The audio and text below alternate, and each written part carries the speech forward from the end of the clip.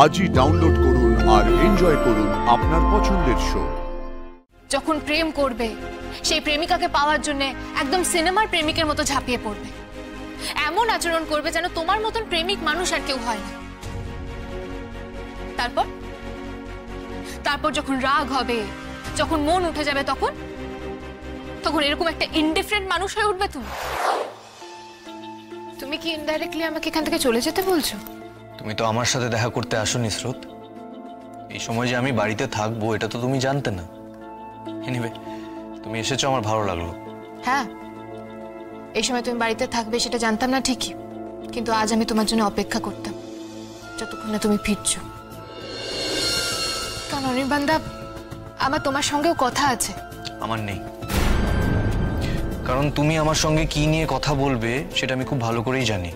ওই একটাই তো টপিক আছে যেটা নিয়ে আজকাল তুমি আর সিমি এক কথা বারবার আমাকে বলে যাও। সুতরাং সেটা নিয়ে কথা বলার মতন আমার কোনো মুড নেই এবং আমি ইন্টারেস্টেডও নই। আশা করি বোঝাতে পেরেছি। যাও, ঘরে যাও প্লিজ। Excuse me.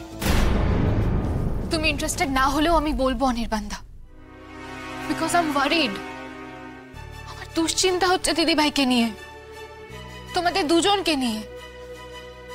তুমি বুঝতে পারছো না অনির্বাণদা, এই সমস্ত জিনিসটা কোন দিকে যাচ্ছে তুমি বুঝতে পারছো না? তোমাদের রিলেশনশিপটা আবার একটা খাদের ধারে গিয়ে দাঁড়িয়েছে, এটা টের পাচ্ছ না তুমি? আমার জীবনে সবকিছুই একটা খারাপের দিকে চলে গেছে স্রোত। সেখান থেকে শেষ না হওয়া পর্যন্ত আমার রেহাই নেই। অনির্বাণদা, দিদিভাই ডিপ্রেশনে রয়েছে। এই সময়টা ওর জন্য খুব ক্রিটিক্যাল। আচ্ছা, এখন তোমাদের এই সব জানতা ডিপ্রেশনের কথাটা থামাও। ডিপ্রেশন না শুধুমাত্র মেয়েদেরই হয় না, ছেলেদেরও হয় স্রোত। দিনের পর দিন একটা মানুষকে অকারণে সন্দেহ করলে তারও ডিপ্রেশন হতে পারে, সেটা নিশ্চয়ই জানা আছে তোমার। ডিপ্রেশন একটা নতুন ফ্যাশন হয়ে গেছে আজকাল। অনির্বাণদা প্লিজ, এটাকে ফ্যাশন বলে উড়িয়ে দিও না। তোমার মুখে এসব কথা শুনতে একদম ভালো লাগছে না। প্লিজ, তুমি যে এতটা ইনসেনসিটিভ। ফাইন, আমি ইনসেনসিটিভ, নির্দয়, নির্মম, নিষ্ঠুর। অথচ এই মানুষটাকেই কিন্তু তোমার দিদি ভাই ভালোবেসে বিয়ে করেছিল। আমি আমার যথাসাধ্য করেছি, তারপরও যদি তোমাদের আমার সম্পর্কে এই ধারণাটা থাকে, ফাইন। এবার কি বলবে বলো? অনির্বাণদা, তুমি কি সত্যি রেড ফ্ল্যাগ গুলো দেখতে পাচ্ছ না, নাকি দেখতে চাইছো না? তুমি এভাবে মুখ ফিরিয়ে রাখলে কি বাস্তবটা পাল্টে যাবে? না, আমি যা বুঝলাম এখানে বসে কাজ করা যাবে না। আমি বরং স্টাডিতেই যাই। না না, তুমি আমার কথাটা শোনো। তুমি কি এটা খেয়াল করেছো, দিদি ভাই প্রায় আজকাল কোনো কথাই বলে না, কিছু বললে তার উত্তর দেয় না, কোথায় যেন হারিয়ে গেছে। কেমন চুপ করে যাচ্ছে ও। ওর বিল্লির প্রতি কোনো আগ্রহ নেই, নিজের খেয়াল রাখে না। এটা কিন্তু ভালো সাইন নয় অনির্বাণদা। জীবনের প্রতি এরকম উদাসীন হয়ে যাওয়াটা কিন্তু ঠিক নয়। তাই বুঝি? ভালোই তো আছে তোমার দিদি ভাই, খাচ্ছে দাচ্ছে ঘুমোচ্ছে, জীবনের প্রতি কোনো দায় দায়িত্ব নেই। মানুষ তো এরকম আইডিয়াল জীবনই চায়। তোমার এই চেঞ্জটাও আমাকে খুব ভাবাচ্ছে অনির্বাণদা। কি অদ্ভুত তুমি। যখন প্রেম করবে সেই প্রেমিকাকে পাওয়ার জন্য একদম সিনেমার প্রেমিকের মতো ঝাঁপিয়ে পড়বে, এমন আচরণ করবে যেন তোমার মতন প্রেমিক মানুষ আর কেউ হয় না। তারপর তারপর যখন রাগ হবে, যখন মন উঠে যাবে, তখন তখন এরকম একটা ইনডিফারেন্ট মানুষ হয়ে উঠবে তুমি। তারপর সেই মানুষটা বাঁচলো কি মরলো তোমার কিচ্ছু যায় আসে না। এটাকে কি বলে জানো? স্বার্থপরতা বলে। প্লিজ অনির্বাণদা, ওয়েক আপ। তোমার এই গড় তুমি এটাকে ঝেড়ে ফেলো। বর্তমানের এই সিরিয়াসনেসটাকে বোঝার চেষ্টা করো বিফোর ইটস টু লেট। অনির্বাণদা, ফিনিশড? বলা হয়ে গেছে সব, আমি গেলাম। নমিতা দি, স্রোতকে চা দিও।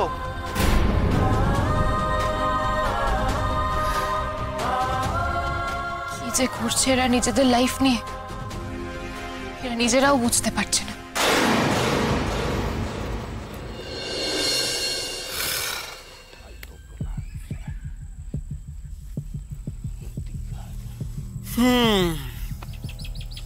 চলো সকলে যে যার কামে ফিরে যাও, মিটিং বাতিল। কেন মিটিং বাতিল কার লিগে? মান্ডারি যেখানে হাওয়া সেখানে কি লিয়ে আলোচনা হবে? কুয়াতে কেন জল উঠছে না সেই লিয়ে, নাকি গাঁয়ের একটা মাত্র হেলথ সেন্টার সেটাও কেন বন্ধ হয়ে গেল সেই লিয়ে বলতো? আরে সেটাই তো, আরে অনেকগুলো কথা নিয়েই তো আলোচনা ছিল। হ্যাঁ, আমরা তো আর এই একটা কাজ নিয়ে পড়ি নাই। এখন কোন কাজটা নিয়ে আগাবো সেটাই।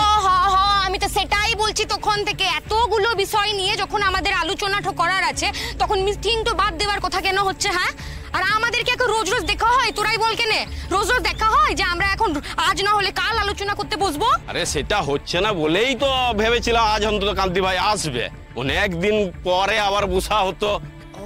ক্রান্তি ভাই যখন খবরটা দিয়েছে তখন ক্রান্তি ভাই নিশ্চয় আসবে, আর ক্রান্তি ভাই যদি না আসতে পারে না তাহলে সেই খবরটাও ক্রান্তি ভাই যে করেই হোক ঠিক পাঠাই দেবে। আর এই রসিক, তুই আমাকে একখান কথা বল দেখি, তোর এমন কি রাজকার্য আছে রে যে অপেক্ষা করলে তোর মহাভারতটা অশুদ্ধ হয়ে যাবে? ক্রান্তি ভাই বুঝে, আরে এসো এসো এসো, তোমরা এসো। জানো এরা সবাই কি বলছিল, তোমরা নাকি আসবে না, কিন্তু আমি বলেছি যে তুমি আসবে, আমি জানতাম। অনেকদিন পর দেখা হচ্ছে কমান্ডার, জেল থেকে ছাড়া পাওয়ার পর তো এই, তাই ভাবছিলাম। কি ভাবছিলি? ভাবছিলাম এই সময় তোমার পেছনে কোনো খোঁচো টোচো লেগে আছে কিনা। তুমি এখানে এলে আর তারাও তোমার পেছনে ধাওয়া করে এখানেই চলে এলো। সে ভয়টাও আছে বটে, তবে এই জায়গার হুদিস না কোনো পুলিশের খুচর পাবে ক্লাই। তা কমান্ডার, মানে তুমি কি ঘুরপথে এলে নাকি? তো সময় লেগে গেল যে। কমান্ডার ঘুর পথে এসেছে না সোজা পথে এসেছে জেনে তোর কি হবে রে রসিক? চলে তো এসেছে, দেখতে পাচ্ছিস সামনাসামনি আছে। নীলাঞ্জনা, তোমাকে দেখি না খুব ভালো লাগছে গো, কেমন আছো তুমি? ভালো আছি। তোমাদের কমান্ডারের আজ আমার জন্য দেরি হয়ে গেছে, তাই আমি তোমাদের সকলের কাছে ক্ষমা চেয়ে নিচ্ছি। আসলে তোমাদের কমান্ডার আমাকে বাদ দিয়ে এই মিটিংয়ে আসতে চেয়েছিল, আমি ওর পিছু নিই, তারপর আমাকে বাড়ি ফিরে যেতে বলে, তারপর একরকম ঝামেলা হয়। যেটুকু যা দেরি হয়েছে ওই ঝামেলার জন্যই হয়েছে। ওহো, তাই ভাবি। আর বলো না গো, আমাদের ক্রান্তি ভাই না সময় নিয়ে খুব কড়া। আমি বুঝেছি তোমার দেরি হয়েছে বলে ক্রান্তি ভাই নিশ্চয় তোমার উপর খুব চটেছে, তাই তো? আমাদের দলে কমান্ডারের কথা না মানার শাস্তি হলো দল থেকে বার করে দেওয়া। বেশ তো, তাহলে তাই করো। জ্যান্ত থাকতে তো পারবে না, তার থেকে আমাকে মেরে ফেলে জঙ্গলে ফেলে দাও, ঝামেলা মিটে যায়। দরকারে তাই দেবো। বংশী ভাই, তোমাদের কমান্ডার ভুলভাল বকলে বকুক, আমরা আমাদের কাজের কথা সেরে নিই। বাহ বাহ বাহ বাহ বাহ বাহ, তার মানে আমাকে আর কোনো দরকার নেই, তাই তো? হ্যাঁ, আমার কোনো প্রয়োজন নেই এখানে। সবাই সব বুঝে গেছিস, সবাই লায়ক হয়ে গেছিস তো? আমরা তো আজকে মিটিংটা ডেকেছি এখানে আলোচনা হওয়ার জন্যই। পরের কাজটা কি নিয়ে হবে সেইটাই তো আলোচনা হবে। তাহলে সেই আলোচনাটাই শুরু হোক, কি বলিস? বেশ, করো আলোচনা। তোমরা কি আলোচনা করবে আমি শুনি।